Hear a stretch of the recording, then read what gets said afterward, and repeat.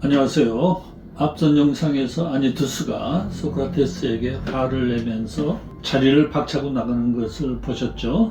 이러한 아니투스의 행동에도 소크라테스는 전혀 개의치 않고 아레테에 대한 대화를 조금 더 이어나갑니다.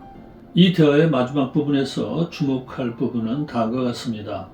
메논과 소크라테스의 지금까지의 탐구를 보면 아레테는 가르쳐서 형성되는 것으로 보기도 어렵고 그렇다고 나면서부터 지니고 있는 것으로 보기도 어렵습니다.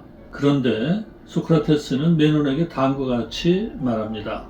미덕이 우리에게 오는 경우 그것은 일종의 신성한 배분에 의해서 오는 것으로 보이네.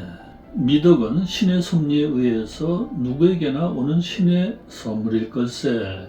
여기에서 보면 소크라테스의 아레테에 대한 대화는 이성적인 논의에서 시작해서 종교적인 차원으로 접근하는 것처럼 보이죠.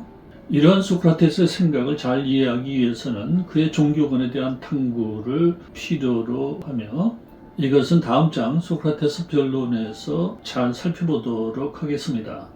오늘 살펴볼 문제는 미덕이 신의 선물로 누구에게나 주어진다 라는 소크라테스의 생각을 우리가 받아들인다고 하더라도 왜 어떤 사람은 미덕을 좀 더 잘 구현하면서 살아가는 반면에 어떤 사람은 그렇지 못한가 하는 점입니다. 이것을 다른 말로 하면 왜 어떤 사람은 지혜로운 삶을 사는데 다른 사람들은 그렇지 못한가 하는 물음과 비슷하다고 할 수 있겠죠. 왜냐하면 참다운 미덕은 지혜에 의해서 인도되는 것이니까요. 소크라테스는 어떤 목적지를 향해 가고자 하는 여행자를 예로 듭니다. 그는 어디로 갈지를 알지 못해서 두 사람에게 방향을 묻기로 결정을 합니다. 그 중에 한 사람은 요청된 목적지에 도착하는 방법에 대한 직접적 체험적인 지식을 갖고 있습니다.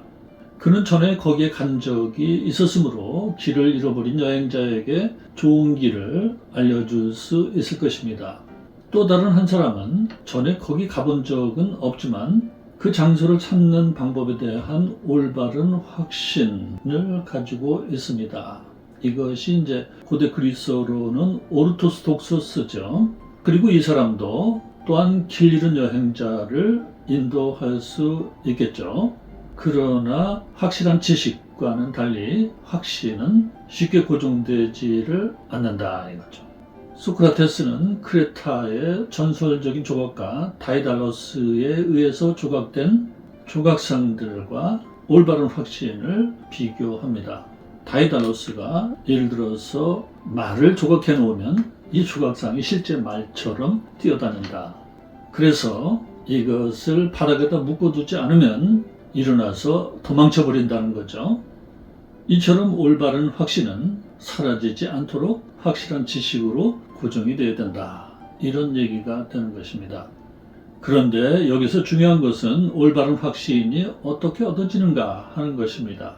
소크라테스의 다른 중요한 대화편 파이드로스에 보면 신탁을 내리는 예언자에 대한 언급이 나옵니다. 이들은 망하 상태에서 영감에 쌓여서 참된 것을 말을 하지만 망하 상태에서 깨어나면 자신이 말한 것을 전혀 기억하지 못한다.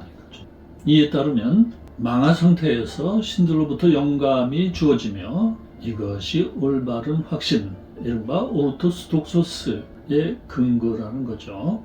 이처럼 신적 영감이 예언자가 신이 들려서 신으로부터 전달을 받는 것이다 라고 생각을 할 수도 있을 것 같습니다. 특히 최근에 한 종편 채널에서 방영했던 샤먼 귀신전을 보면 그럴 수도 있겠다 하는 생각이 들기도 합니다. 그런데 그러한 신적인 능력이 우리 인간에게도 내재가 되어 있다면 어떻게 되겠습니까? 소크라테스가 보여준 다이모니온 그리고 아리스토텔레스가 말한 누스의 직관지가 그에 해당하는 것이 아닐까 하고 본인은 생각을 합니다. 이렇게 되면 신적인 인식에 대한 내재적 인식이 되는 것입니다. 안에서 나온다 라는 얘기죠. 귀신이 전해준다고 하면 외재적 해석, 즉 밖에서 들어온다 라는 얘기가 되는 것이고요. 외재적 해석은 일단 놓아두기로 하고요. 내재적으로 해석을 하면 신적인 인식은 자아가 지향된 상태, 즉 망하 상태에서 일어난다라고 할 수 있습니다. 망하 상태라는 것이 자아를 잊어버린 상태라는 뜻이잖아요. 중요한 것은 망하 상태에서 신적인 인식이 얻어진다는 것입니다.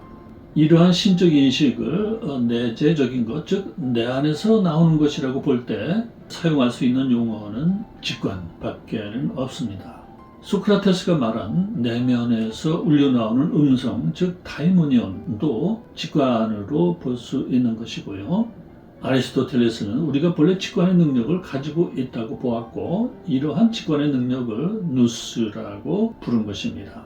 직관지는 말 그대로 모든 것을 있는 그대로 직접 보고 아는 지적 능력인데, 이러한 직관지를 자아, 즉 에고죠. 자아가 가로막고 있다는 것입니다. 에고, 즉 자아의식은 자기중심적인 생각, 감정, 욕망들이 뭉쳐진 것입니다. 우리가 직관지를 가지고 있지만 이러한 에고가 직관지를 가로막고 왜곡을 시키고 있기 때문에 모든 것을 있는 그대로 알 수가 없다는 것입니다. 이에 관해서는 제가 앞서서 올려드린 철학적 지혜 3강과 4강의 내용을 참조해 주시기 바랍니다. 그런데 누스에 의한 직관은 아직 개념적 언어로 고정되기 이전의 상태입니다. 그래서 맨눈에 나오는 다이달로스의 조각상처럼 쉽게 달아나 버린다. 이러한 직관의 내용이 개념적 언어로 고정된 것을 아리스토텔레스는 소피아라고 부르죠. 이러한 아리스토텔레스의 관점에서 보면 맨눈의 참된 확신은 다음과 같이 해석될 수가 있습니다. 우리가 무지의 지, 즉 자신이 참으로 아는 것이 없다는 것을 깨달아서 안다는 생각을 모두 내려놓는다면 우리의 마음은 습관적인 고정관념에서 벗어날 수 있게 되고, 이를 통해서 에고가 지향되거나 완화가 될 수 있다라는 것입니다. 한번 생각을 해보세요. 우리 각자가 가지고 있는 나라는 생각에서 안다는 것, 즉 나에 대한 생각을 포함한 모든 지적인 내용을 말하는 거죠. 이것을 다 빼버린다면 과연 무엇이 남을까요? 풍선에서 바람이 빠지듯이 나라고 하는 것이 확 줄어들지 않겠습니까? 이렇게 에고가 줄어들거나 물러날 때 누스, 즉 직관지가 열린다는 것이 소크라테스, 플라톤, 아리스토텔레스가 모두 체험을 통해서 확인을 한 사실입니다. 그런데 누스의 직관은 가장 직접적이고 주체적인 체험이므로 참된 확신으로 다가옵니다. 그러나 이러한 직관은 당사자의 내적 확신 상태에 머물러 있으므로 이를 아직은 객관적인 진리라고 할 수는 없는 것입니다. 소크라테스는 누구보다도 자신의 무지를 깊이 자각하고 에고를 내려놓은 사람이었기에 뛰어난 직관 능력을 가질 수 있었습니다. 그는 이러한 직관 능력을 자기 내면의 다이모니온이라고 부르고 있는 것이죠. 소크라테스의 다이모니온에 관해서는 다음에 이어지는 소크라테스의 변론 편에서 자세하게 말씀드릴 기회가 있을 것입니다. 결론적으로 맨눈에서 말하는 참된 확신은 직관에 근거한 내적 확신으로 보는 것이 타당하다고 본인은 생각을 합니다. 이상의 이야기를 듣고 너무 머리가 아프신가요? 하지만 잘 이해가 안 되시더라도 부담을 갖지는 마세요.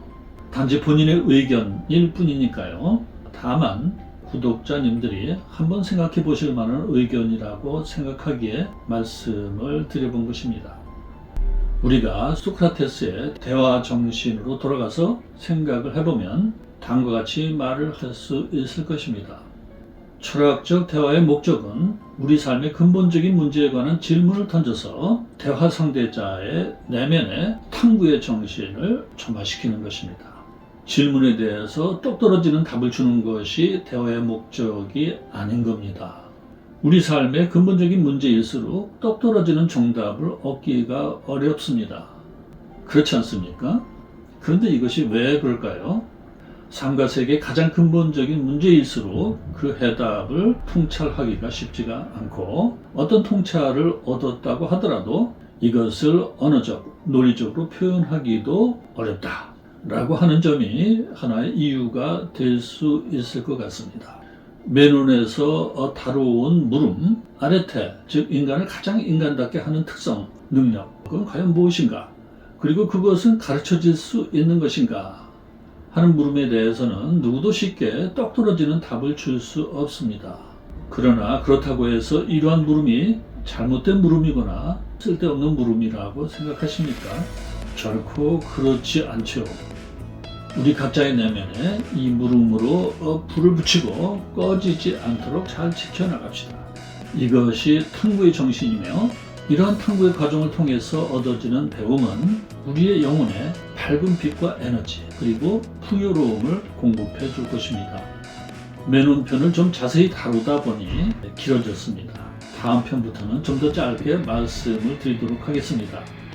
인내와 용기를 가지고 지혜 추구의 길에 함께 동참해 주셔서 감사합니다. 추위에 감기 조심하시기 바랍니다.